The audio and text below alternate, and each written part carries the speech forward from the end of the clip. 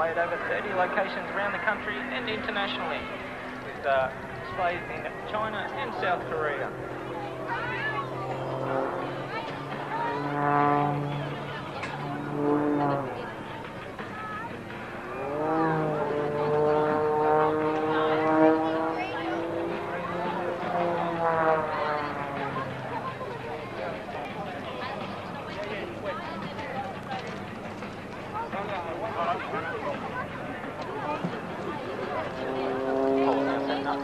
Another manoeuvre known as the slider, and for the aircraft is what we call knife edge flight. We'll fly on the side, and he's going to climb the aircraft to the vertical position using all the control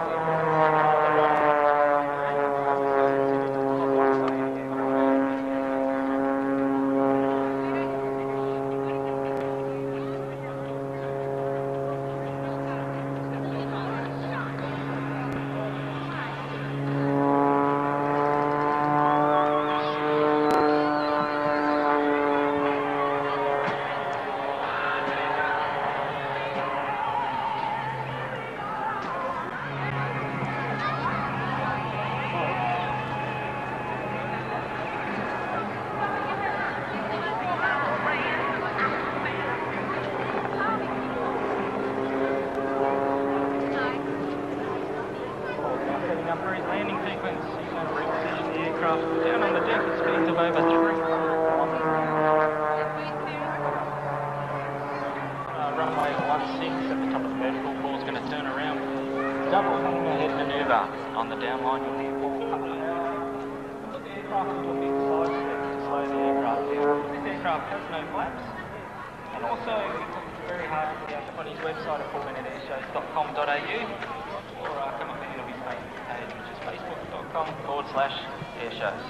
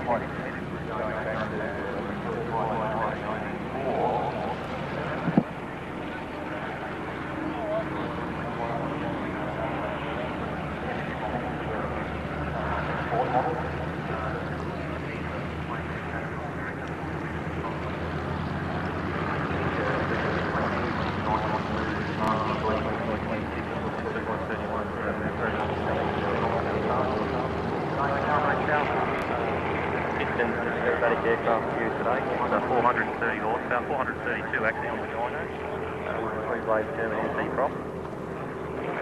Plane from Australia, plus recorded 20 G.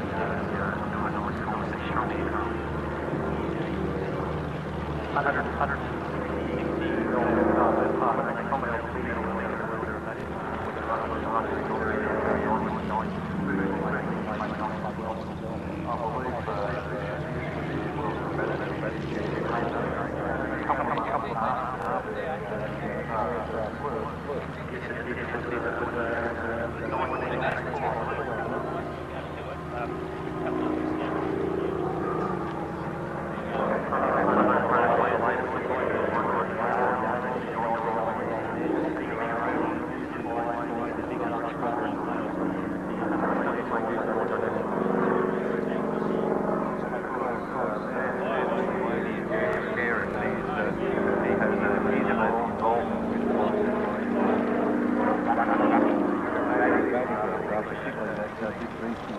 That's right, we're flying these cars with two echoes.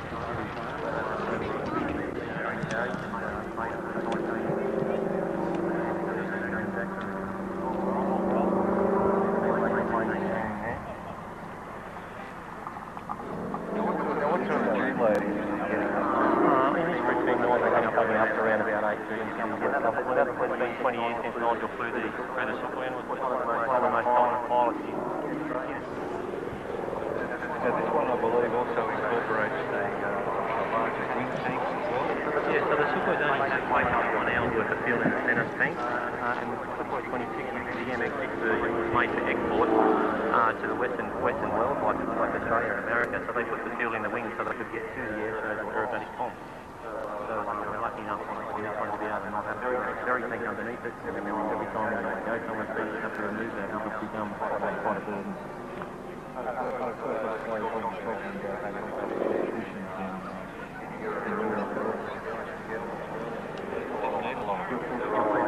Ladies and gentlemen, normally pulling that aircraft around, demonstrating the power and the roll. It's very, very difficult to do that manoeuvre.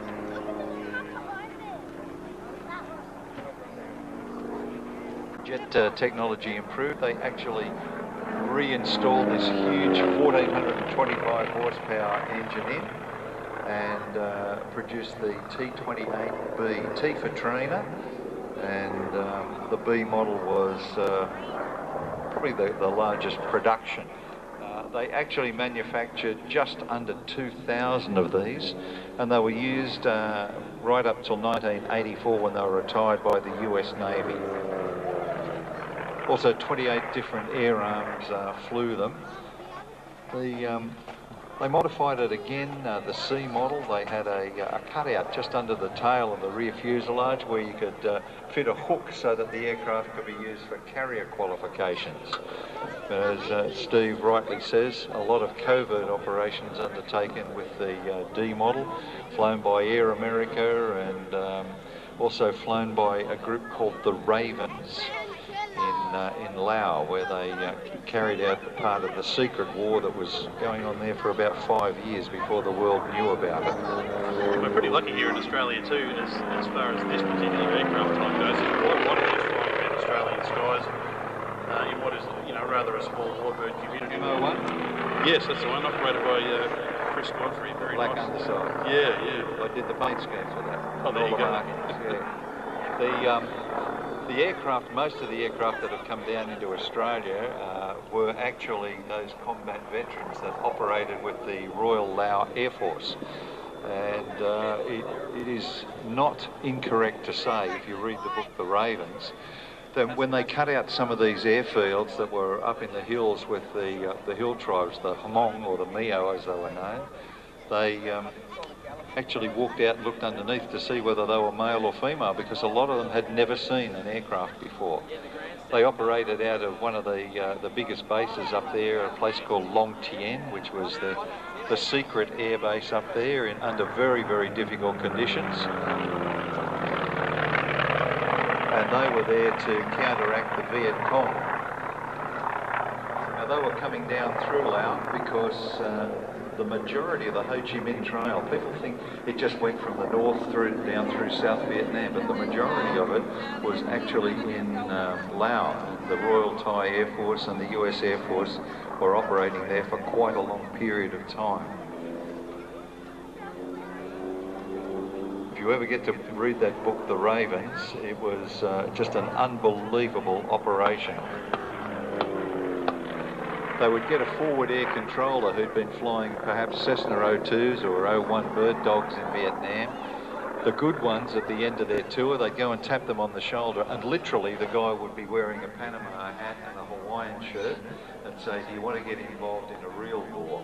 And if they accepted, then what they were doing, they'd send them to Thailand, they'd go transaction for $1, and then fly it over into Laos.